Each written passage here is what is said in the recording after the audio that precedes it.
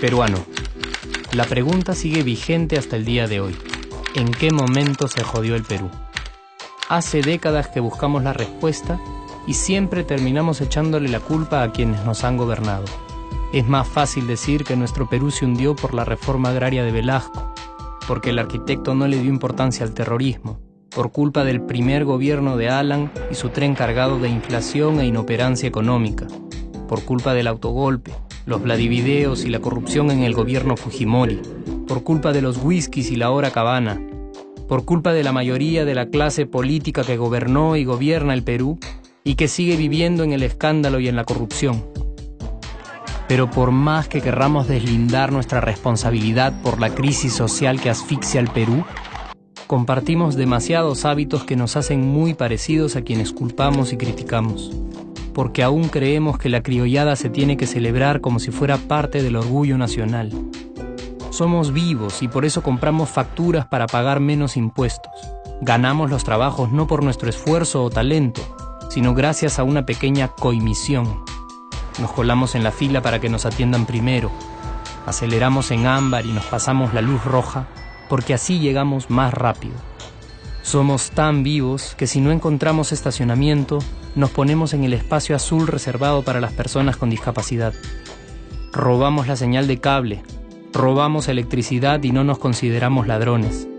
Reclamamos que haya justicia y se acabe la corrupción, pero le pagamos 5 soles a un policía para que no nos ponga papeleta o al juez para que abogue por nuestra causa.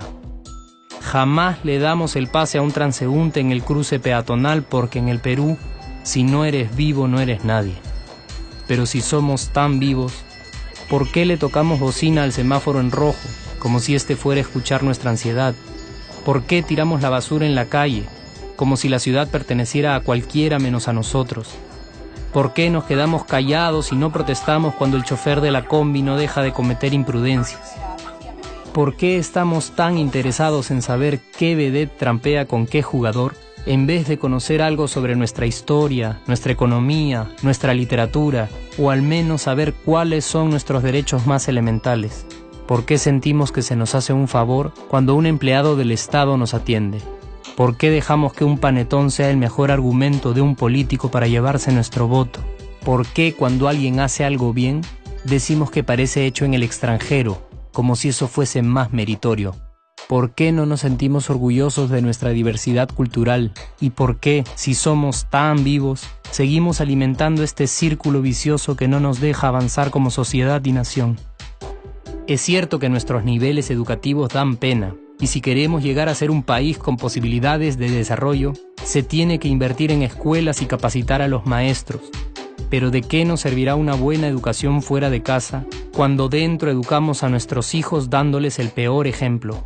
Es cierto que se necesitan medidas urgentes para frenar la ola de delincuencia y violencia que azota al país. Pero ¿de qué nos servirá pacificar las calles cuando en nuestros hogares la violencia física y psicológica parece haberse institucionalizado?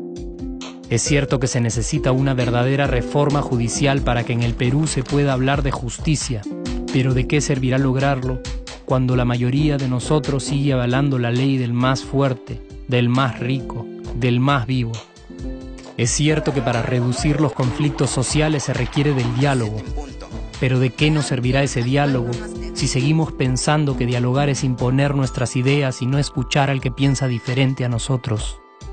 Es cierto que necesitamos mejores leyes de inclusión social y muchísimos más proyectos de integración, pero ¿de qué nos servirán estas leyes y proyectos si hasta el día de hoy la publicidad peruana define nuestros estratos socioeconómicos por el color de la piel y a nadie le parece raro?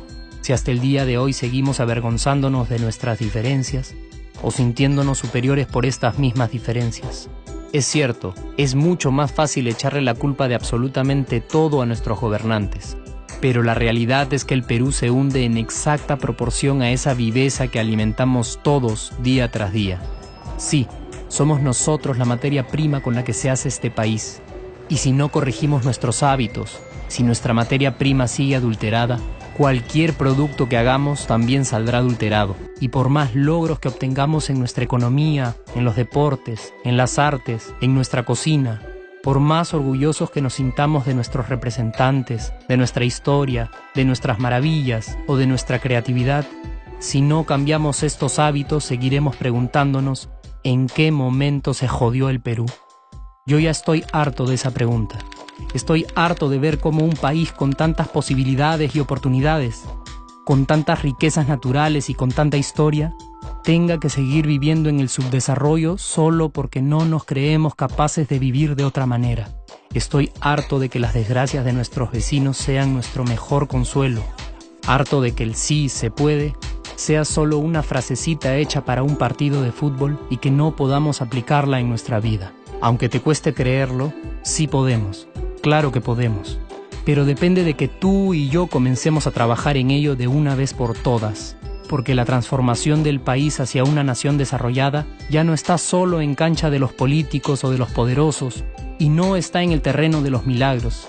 La transformación del Perú está en la capacidad que tengamos de hacernos responsables de nuestros actos y de rebelarnos contra nuestra viveza. La transformación del Perú está en ti y está en mí.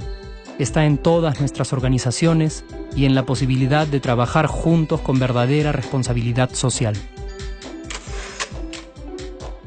¿Qué pasaría si cambiamos la pregunta? Si, por ejemplo, ahora te pregunto, ¿en qué momento se arregló el Perú? ¿Qué me dirías? Aunque te parezca una pregunta demasiado ingenua, tenemos que creer en ella, y la respuesta está en nuestras manos.